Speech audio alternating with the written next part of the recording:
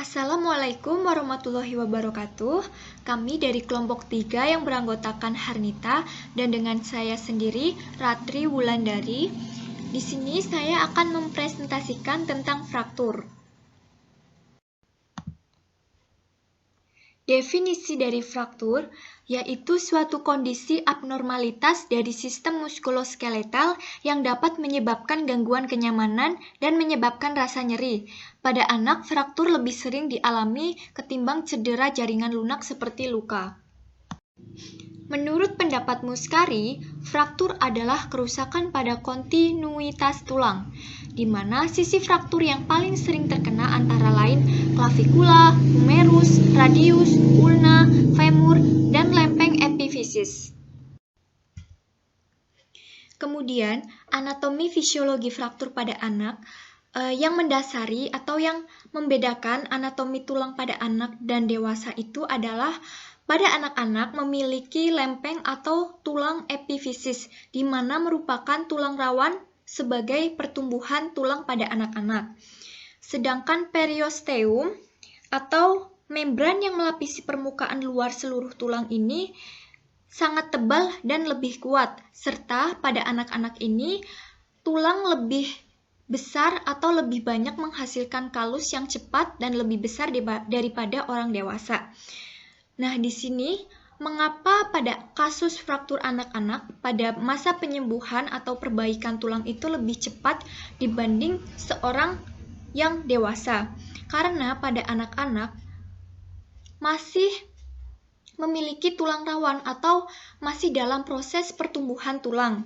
Nah, pertumbuhan tulang ini disertai dengan kalus, di mana ketika anak-anak mengalami patah tulang atau fraktur, sel osteoblas membantu membentuk kalus lunak yang terbuat dari kolagen. Nah, sel ini membentuk tulang spongius atau tulang berlubang-lubang kecil yang terlihat seperti spong pada kolagen sehingga membentuk belat alami di dalam yang menghubungkan ujung-ujung kedua tulang yang patah. Nah, sehingga pada proses penyembuhan tulang atau proses penyembuhan fraktur ini pada anak-anak lebih cepat dan lebih sempurna dibanding dewasa, karena pada saat dewasa tulang sudah bersifat permanen dan sudah bukan pada masa pertumbuhan tulang lagi, sehingga tulang pada seorang dewasa lebih keras dan bersifat permanen. Dan itu pula mengapa pada proses penyembuhan fraktur pada seorang dewasa tidak sesempurna pada anak-anak. Begitu pula dengan fisiologis pada anak-anak, pertumbuhan merupakan dasar terjadinya remodeling yang lebih besar dibandingkan pada orang dewasa, di mana remodeling pada tulang anak-anak itu lebih mudah dan lebih cepat daripada orang dewasa. Etiologi fraktur umumnya disebabkan oleh trauma langsung dan trauma tidak langsung. Trauma langsung ini artinya terjadi di tempat di mana bagian tersebut mendapat ruda paksa, misalnya benturan atau pukulan yang mengakibatkan fraktur. Atau sederhananya, trauma langsung itu ketika kita terbentur, langsung terjadi patah tulang atau fraktur. Contoh lain seperti kita naik motor. Kemudian bagian tubuh yang pertama kali jatuh adalah bagian tubuh atas, tepatnya lengan atas. Kemudian posisi jatuh kita miring ke kanan. Otomatis kemungkinan terjadi fraktur itu akibat benturan secara langsung dengan aspal atau jalan adalah bagian lengan atas. Kemudian trauma tidak langsung, yaitu trauma yang menyebabkan patah tulang di tempat tetapi jauh dari tempat kejadian kekerasan. Misalnya pada saat kita di kamar mandi terjadi terpeleset di kamar mandi. Patofisiologinya yaitu trauma langsung atau tidak langsung, seperti yang tadi sudah saya jelaskan.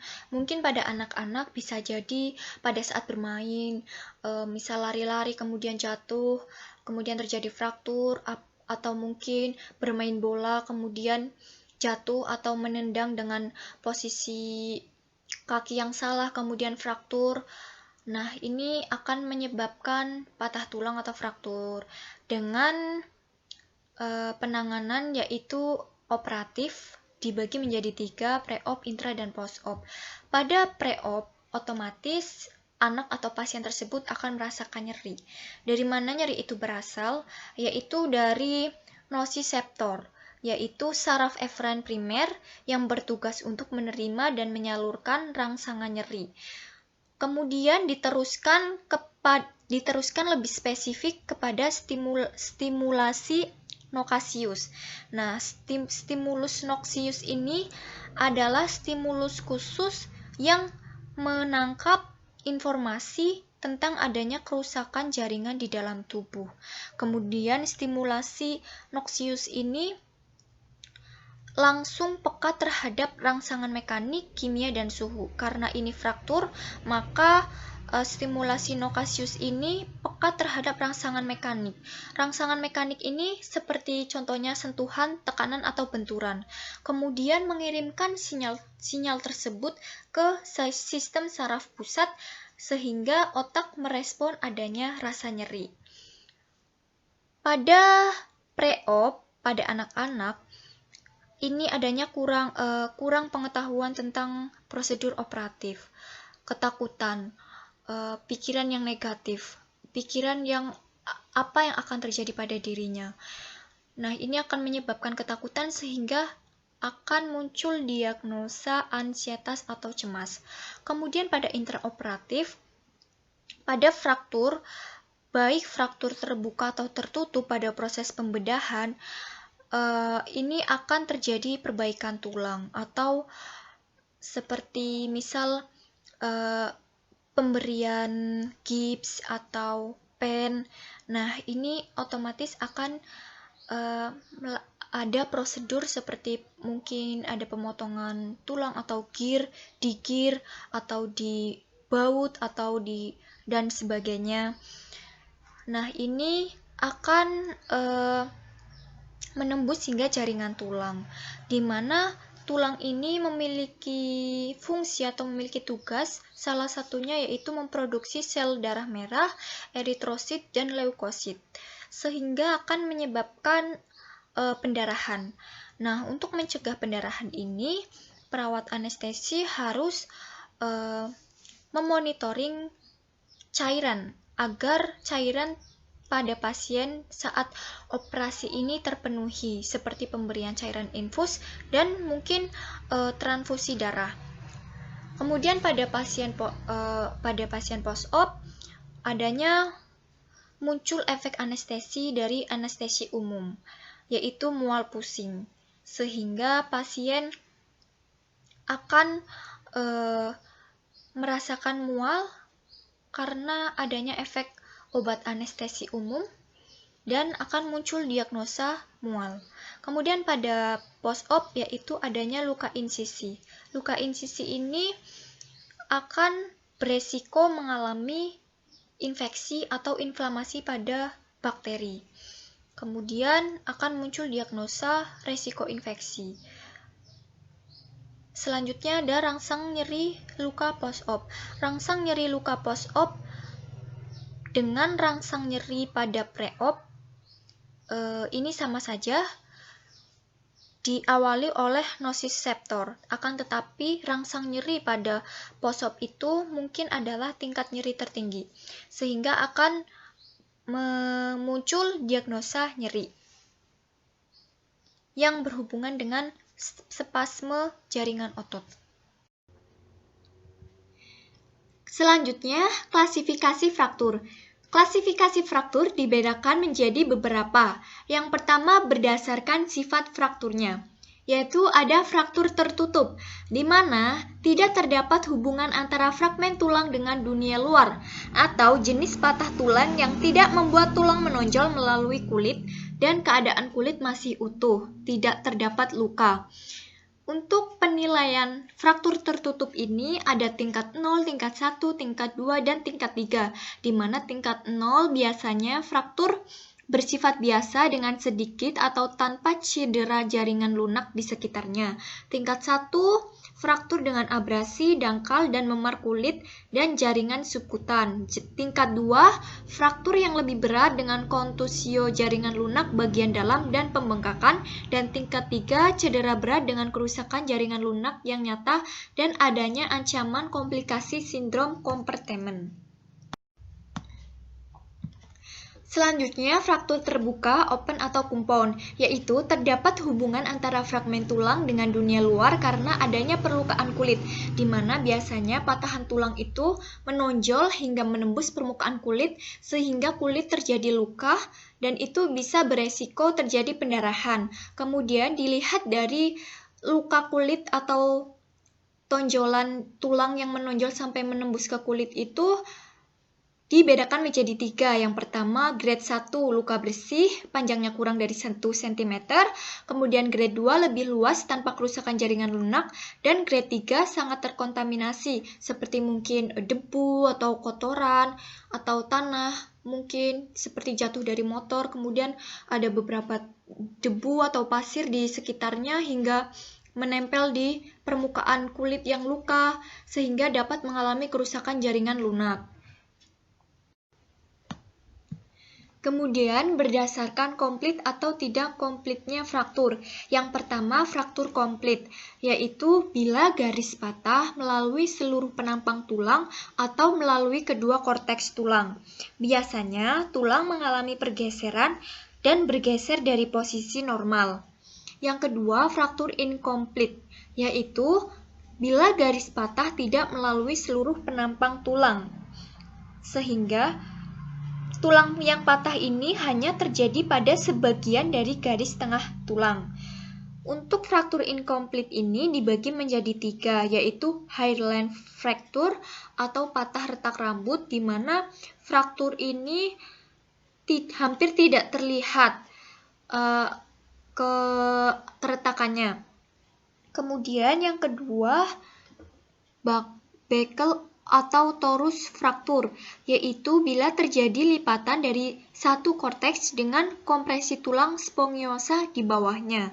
Yang ketiga ada green stick fraktur, yaitu di mana salah satu sisi tulang yang patah ini dan sisi yang lain membengkok.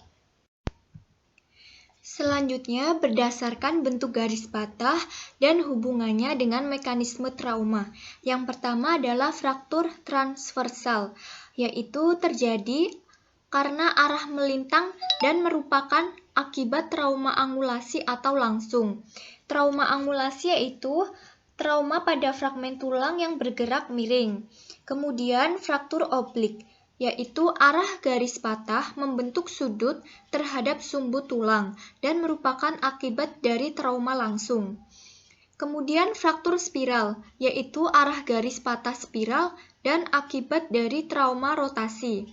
Fraktur kompresi, yaitu fraktur di mana tulang mengalami kompresi atau terjadi pada tulang belakang. Fraktur avulsi, yaitu tertariknya fragmen tulang oleh ligamen atau tendon pada perlekatannya sehingga menyebabkan fraktur. Kemudian, fraktur berdasarkan jumlah garis patahnya dibagi menjadi 3. Yang pertama yaitu fraktur komunitif, di mana garis patah lebih dari 1 dan saling berhubungan. Yang kedua, fraktur segmental, yaitu fraktur di mana garis patahnya lebih dari 1 tapi tidak berhubungan. Yang terakhir, fraktur multiple, di mana garis patahnya lebih dari 1 tapi tidak pada tulang yang sama, pada tulang yang berbeda. Kemudian berdasarkan pergeseran fragmen tulang, ini dibagi menjadi 2, fraktur undisplaced atau tidak bergeser, yaitu di mana garis patahnya lengkap tetapi kedua fragmen tidak bergeser dan masih utuh. Fraktur displaced atau bergeser, yaitu terjadi karena pergeseran fragmen tulang yang juga disebut lokasi fragmen. Nah, ini dibagi menjadi 3, yaitu dislokasi, longitudinam atau pergeseran searah sumbu dan overlapping, kemudian dislokasi eksim atau pergeseran yang membentuk sudut, dan dislokasi latus atau pergeseran di mana kedua fragmen saling menjauh. Kemudian fraktur patologi, yaitu terjadi karena struktur tulang yang abnormal, seperti pada tumor tulang, infeksi seperti osteomyelitis, dan rakitis. Fraktur akibat trauma kelahiran biasanya terjadi pada saat persalinan yang sulit, yaitu pada bayi besar, karena letaknya atau lahirnya secara sungsang atau ekstraksi bayinya dengan alat forceps. Kemudian fraktur akibat penyiksaan atau child abuse. Nah, ini merupakan suatu kelainan di mana fraktur pada bayi dan anak-anak terjadi akibat penyiksaan oleh orang tua si penderita atau si orang tua anak-anak tersebut. Berikut ini adalah gambar dari contoh-contoh dari klasifikasi fraktur yang sudah saya jelaskan sebelumnya. Teman-teman bisa dilihat ya, di sini ada fraktur pada bagian ekstremitas atas, ada open terbuka, kemudian ada spiral, fraktur spiral, kemudian pada ekstremitas bawah ada green stick, transverse, simple, compound, spiral, dan lain-lain.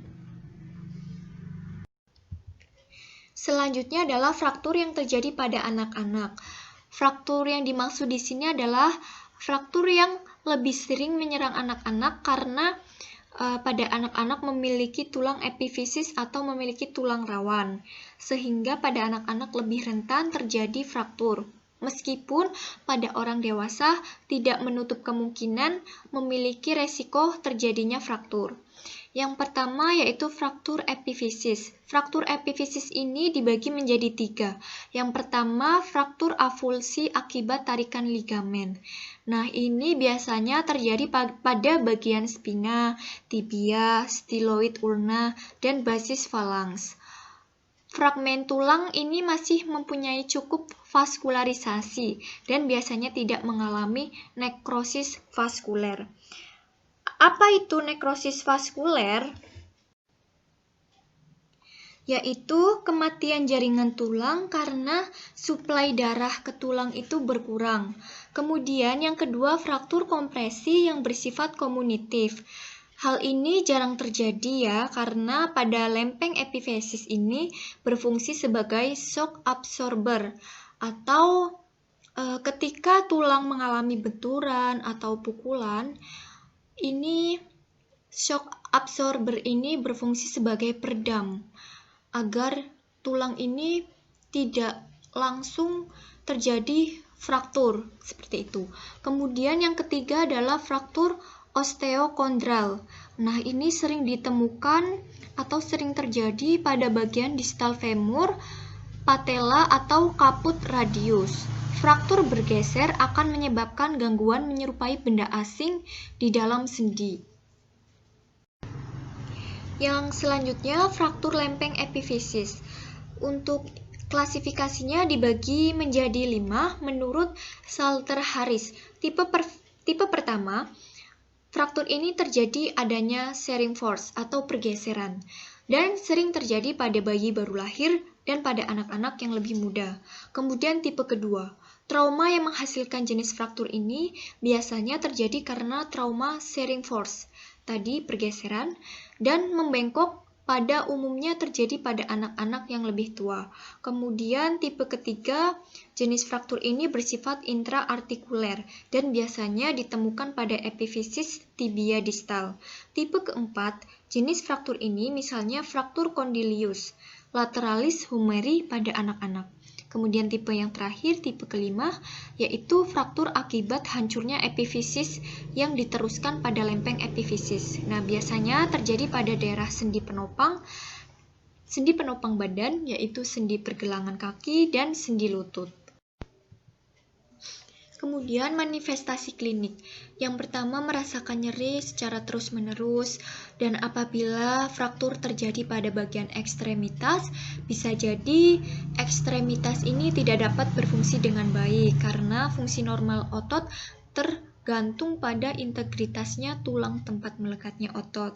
Kemudian pada fraktur panjang terjadi pemendekan tulang yang sebenarnya. Kemudian saat ekstremitas diperiksa dengan tangan, teraba adanya derik tulang, kemudian pembengkakan dan perubahan warna lokal pada kulit. Tetapi tidak semua tanda dan gejala terdapat pada setiap fraktur. Bisa jadi justru tanda dan gejala itu tidak ditemukan pada fraktur linear atau fisur atau fraktur impaksi atau yang sering disebut dengan permukaan patahan saling mendesak satu sama lain. Kemudian untuk komplikasi fraktur dibedakan menjadi dua, komplikasi awal dan komplikasi dalam waktu lama. Pada komplikasi awal, yang pertama terjadi kerusakan arteri di mana pecahnya arteri ini ditandai dengan tidak adanya nadi, sianosis bagian distal, hematoma yang melebar, dan dingin pada bagian ekstremitas yang disebabkan oleh tindakan emergensi. Kemudian ada compartment syndrome, yaitu terjadi karena peningkatan tekanan jaringan dalam ruang tertutup di otot. Kemudian ada vat embolisme syndrome, yaitu keadaan di mana pulmonari akut dan dapat menyebabkan kondisi yang fatal. Ada juga infeksi. Nah, mungkin ini karena fraktur terbuka ya. Infeksi ini adalah sistem pertahanan tubuh yang rusak bila ada trauma jaringan. Pada trauma ortopedik, infeksi dimulai pada kulit dan masuk ke dalam. Kemudian avascular necrosis, yaitu kematian jaringan tulang karena suplai darah berkurang. Kemudian ada shock, yaitu karena terjadi kehilangan banyak darah dan meningkatnya permeabilitas kapiler yang bisa menyebabkan menurunnya oksigenasi. Nah, mungkin ini terjadi pada fraktur terbuka sehingga terjadi pendarahan dan pasien tersebut terjadi shock, mengalami shock. Kemudian ada osteomyelitis, yaitu infeksi dari jaringan tulang yang mencakup sumsum dan korteks tulang dan dapat berupa esogenius atau infeksi yang masuk dari luar ke dalam tubuh dan hematogenesis atau infeksi yang berasal dari dalam tubuh itu sendiri. Adapun komplikasi dalam waktu lama yaitu delay union atau penyatuan tertunda, yaitu kegagalan fraktur untuk menyambung antara tulang dengan tulang lainnya atau patahan tulang lainnya, dan ini berkaitan dengan faktor penyembuhan. Kemudian ada non-union atau tidak menyatu. Nah, ketidakpenyatuan tulang ini terjadi karena bisa jadi mengalami cacat pada tulang tersebut. Kemudian ada malunion, yaitu kelainan penyatuan tulang karena penyelarasan yang buruk dan menimbulkan deformitas angulasi atau pergeseran. Kemudian ada pemeriksaan penunjang. Yang pertama adalah pemeriksaan laboratorium. Di sini ada pemeriksaan darah yang menyatakan adanya perdarahan atau tidak, menyatakan adanya kerusakan otot atau tidak, dengan ditandai hemoglobin menurun dan hematokrit menurun. Kemudian ada peningkatan AST, ada LDH, kemudian leukosit turun atau meningkat, kadar eritrosit dan albumin turun, hemoglobin dan hematokrit mengalami penurunan akibat perdarahan. Kemudian apabila laju endap darah meningkat, artinya terjadi kerusakan jaringan lunak yang sangat luas. Kemudian ada pemeriksaan radiostik, ada X-ray yang dilakukan untuk melihat bentuk patahan dan keadaan tulang yang cedera. Kemudian ada bone scans, tomogram atau MRI scans untuk mengetahui apakah ada kerusakan vaskuler menggunakan pemeriksaan arteriogram. Kemudian jika ada kerusakan otot maka dideteksi dengan CCT. Untuk asuhan keperawatan anestesiologi pada anak-anak biasanya menggunakan anestesi umum karena pada anak-anak belum terlalu kooperatif sehingga harus menggunakan anestesi umum. Untuk praanestesinya di sini ada diagnosanya yaitu ansietas berhubungan dengan lingkungan atau orang yang tidak dikenal. Biasanya pada anak-anak sifat keanak-anakannya masih dekat dengan ibunya, sehingga ketika dia harus berpisah dengan ibunya di dalam suatu ruangan, kemudian anak itu membayangkan apa yang akan terjadi pada dirinya, kemudian mengapa orang-orang yang di sekitarnya begitu asing, apalagi anak-anak terkadang takut dengan jarum suntik.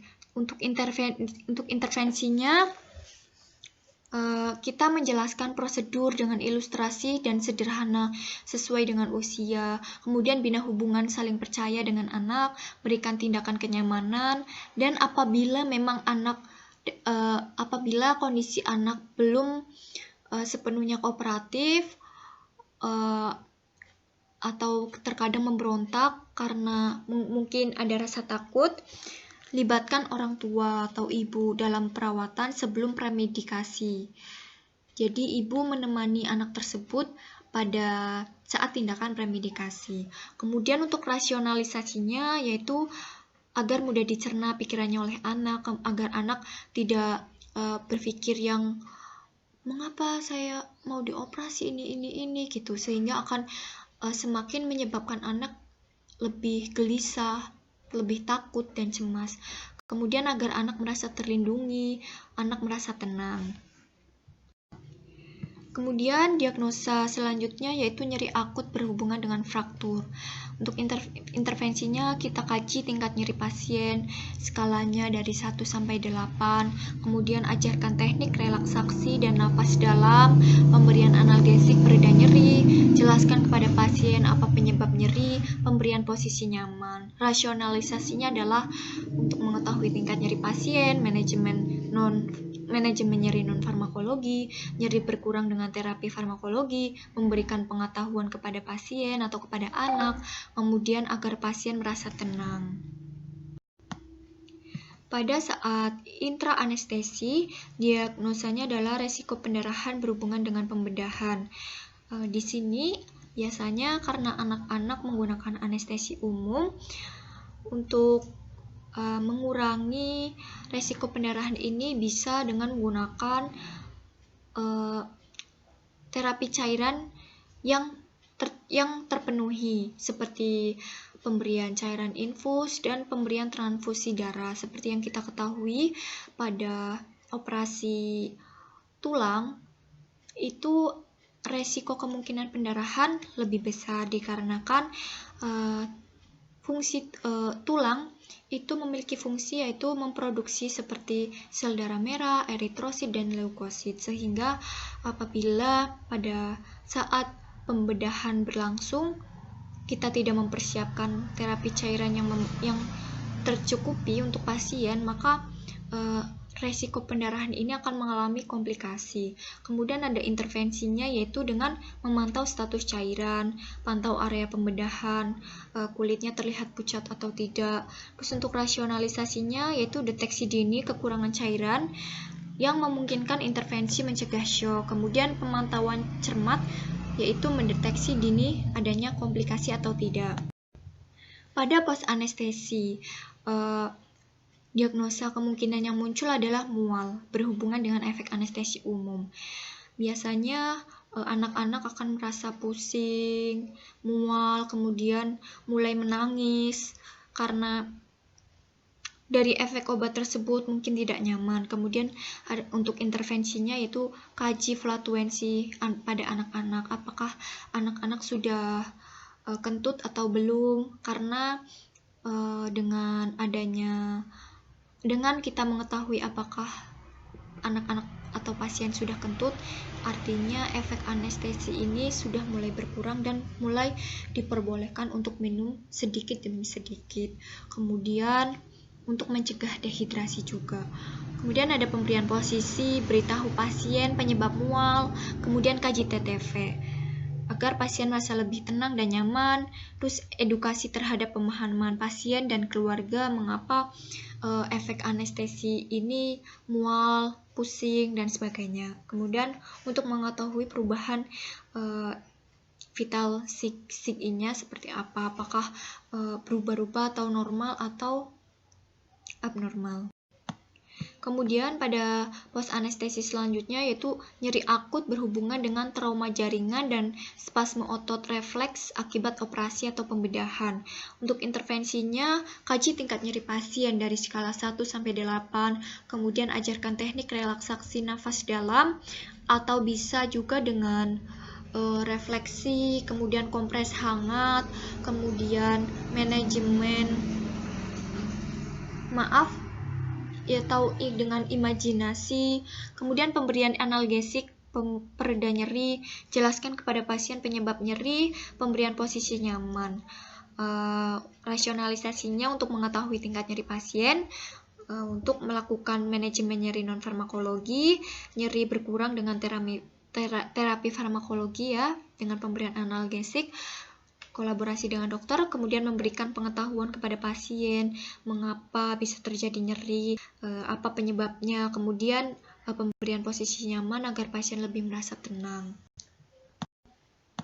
Selanjutnya, resiko infeksi berhubungan dengan tempat masuknya organisme sekunder akibat pembedahan.